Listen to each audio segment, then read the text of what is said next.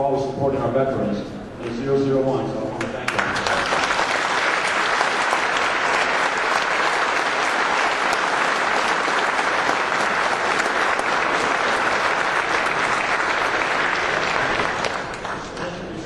From the line, 539 Transportation Company, Buloy, Vietnam, reporting.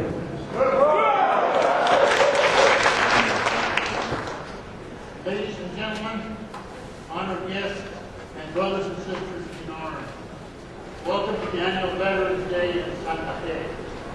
In past years, we've honored heroes from World War II and beyond. We have honored those who were serving in the Korean conflict. We have parades for those that served in the Persian Gulf War, and we welcome home those young men and women who are serving in Iraq and Afghanistan. Today we gather to honor my brothers and sisters that served with honor and heroism in Vietnam.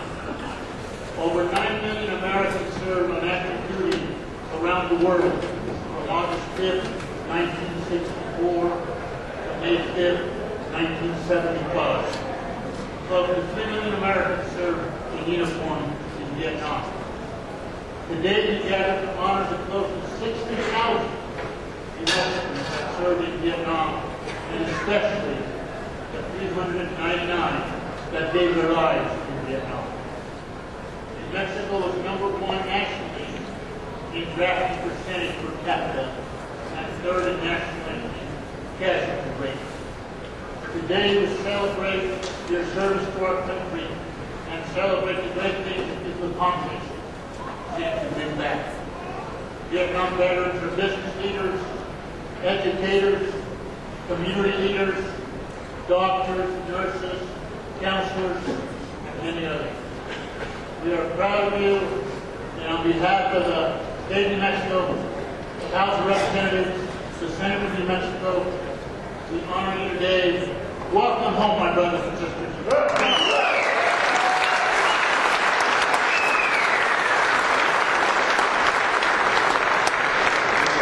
Thank you. You know, the state of New Mexico has been honored to have, since World War I, 15 Medal of Honor recipients. And I'd be remiss if I didn't mention a dear friend of mine that when I first met him, I challenged him as to why are my Vietnam veterans, as being a Vietnam veteran, being stigmatized as drug crazed, psychopathic, unemployable, walking time bombs. Richard Rocco said, well, then do something about it. So I just want to pay a special tribute to a dear friend of ours, Ed Baca, all of us know, remember? Many of you do. Richard Rocco.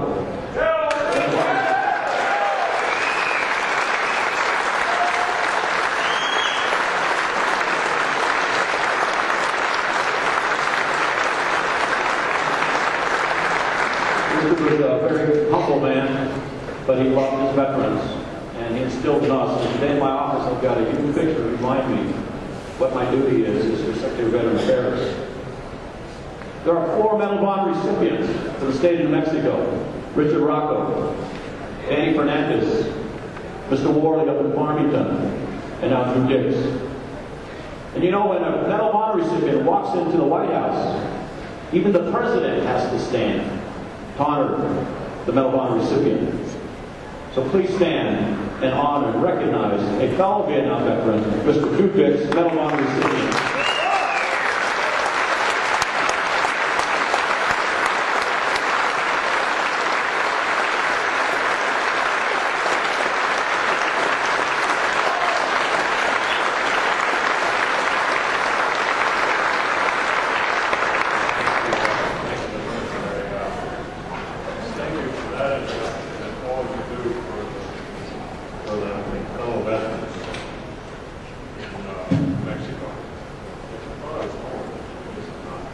But I want to, I've got to say that this is a proud day for me. Not only am I part of this welcome home ceremony, much overdue for Vietnam veterans, I think that by representing, I wear this medal for all of you. And those of you that have been in combat and know what it's like, know that not any one person does it all. It takes everyone working together. Vietnam War was very different. We went over there, many of us, as draftees and fought for our country. But because of the nature of the war, we fought for each other. And nobody knows what that is like unless they've been there. I've been honored so many times, and I'm very humble about it, humiliated to the point that it's difficult to talk about. But I know on one occasion, on an ambush, where things were going pretty bad, but we were holding our own.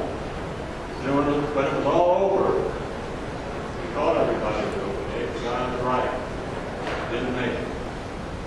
He was out of ammunition, circled it, DC in front of him, had his hand on his knife.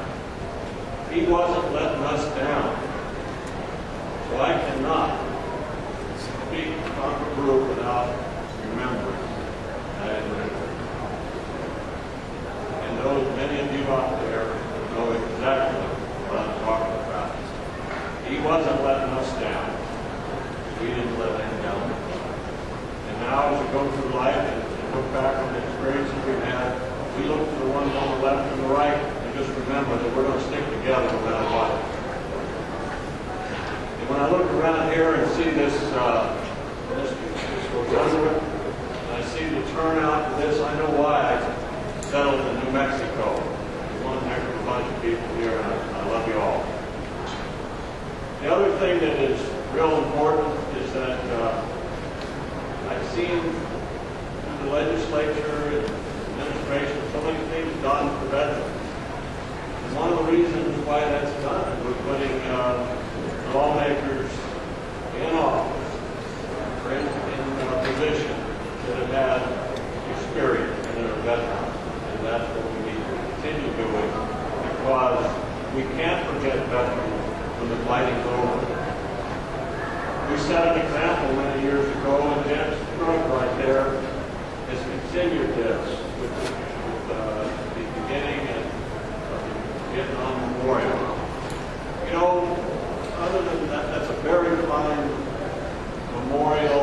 It just, you know, it takes it right here when you see it. But what that did more than anything is, like each one of you, it set the stage with other memorials. You know, it was after that we had a World War II memorial and Korean memorial. And when you go around the country, you see memorials with names on them. Before, it was just some kind of a monument, but now there's names, so we can be reminded of the price that's paid for war with us. So I want to thank you again for that. I want to thank all of you for what you did and your service. I'm very proud to walk the streets and walk this great land and being able to say that I'm a proud Vietnam veteran.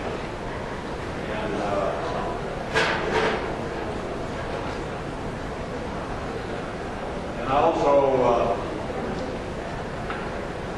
just want to say that whatever we can do in the future, not only did that monument memorial and our actions 40-some years ago were very significant. They set the stage for how we treat veterans now. Veterans coming back now are not being ignored. And thank you all for doing that. And let's not ever forget them, because when we go to war, and there's not a person out there right now that wouldn't go if they wouldn't be called. I want to say one little thing. How many medics we got out there? Yeah. Well, I got to say,